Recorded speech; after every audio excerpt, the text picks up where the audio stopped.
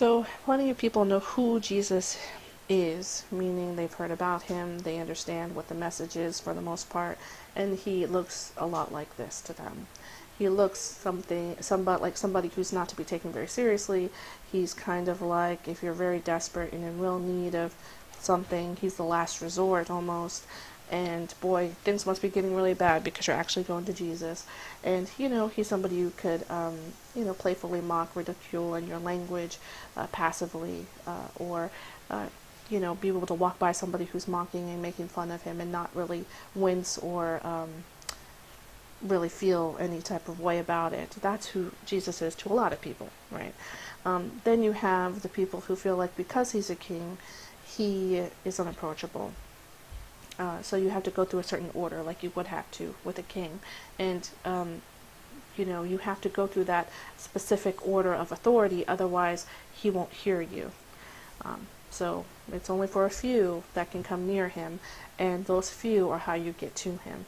Of course, that's not accurate, but I've actually gone through that in my past where I felt like I couldn't approach him. So because I wasn't in the right state of being, so I had to go through another in order to get to him. And then he is the God who feels like this. He feels a lot like this, and that's what he feels like to me now, right? To me now, he feels like this when he comes up against my enemies. So I'm leaving a situation, saying, God, I forgive, God, please, help the people who think they're my enemies, but believe me, I don't sweat over them. I just hope that they find you. And I will go the other way, and he will be going the way I came to go take care of my enemies. And this is what he looks like to me. When he's got beef with enemies, this is what he looks like. He is a frightening God when he wants to be. He can really come after people when he wants to. And then you have this everyday prayer relationship with Jesus that looks a lot like this, and it feels a lot like this. One-on-one, two people talking. Isn't that strange? He was a person on this earth, and he ascended into heaven. He does sit at the right hand of the Father, and he is king. But he's a king who gave me a white robe through his sacrifice, and who said anybody who believes in him and calls upon him and asks and repents, they can wear that white robe, and he is approachable to them. Easy, not hard. And this is how the relationship starts to foster over time. Because there is a point in the Bible where Jesus says to people who claim to know him, he says, I don't know you to them. He says, I don't know you. And they say, well, we've done things in your name. And he tells them that they're lawless. That no, I never knew you.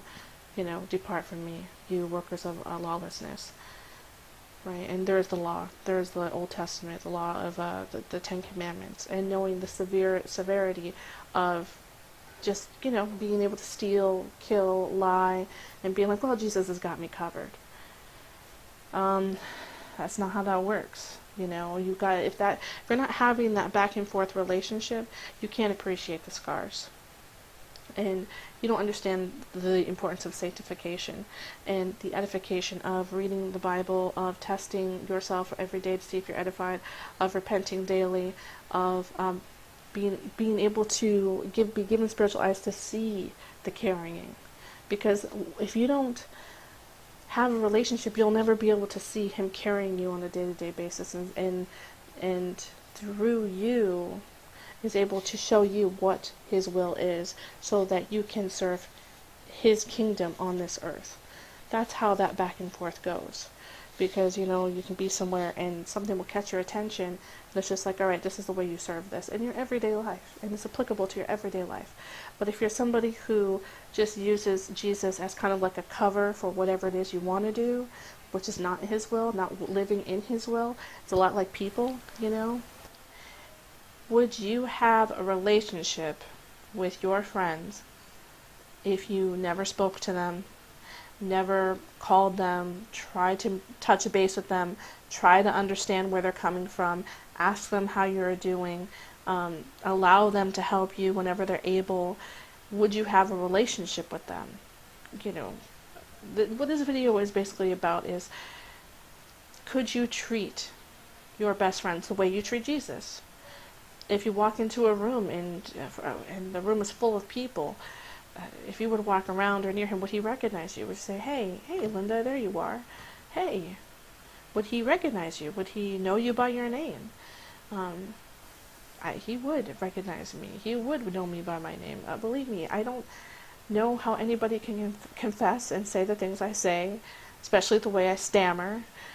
I don't know how he can forget me. Because Jesus, gotta remember, people have this assumption because it's God, and I think this is the problem. Because it's God, they think, oh well, he knows everybody.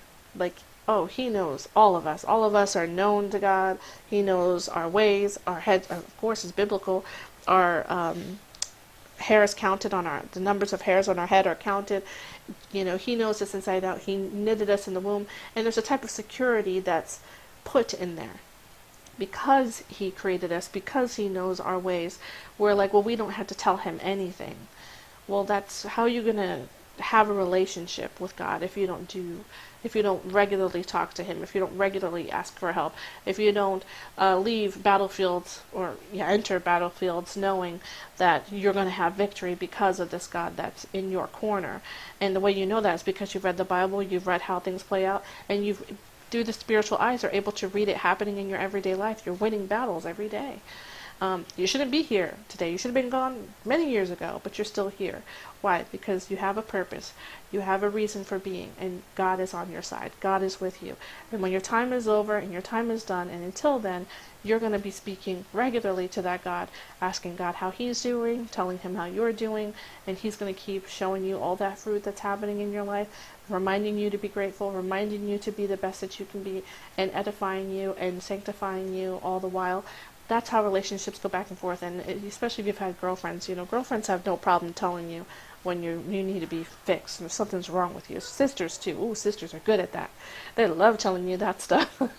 So I think maybe for me, it's easier for me to be sanctified because, thanks be to God, I have sisters and a very good family. So I'm Linda of Christ is King forever. I look forward to speaking to you soon. May God be with you.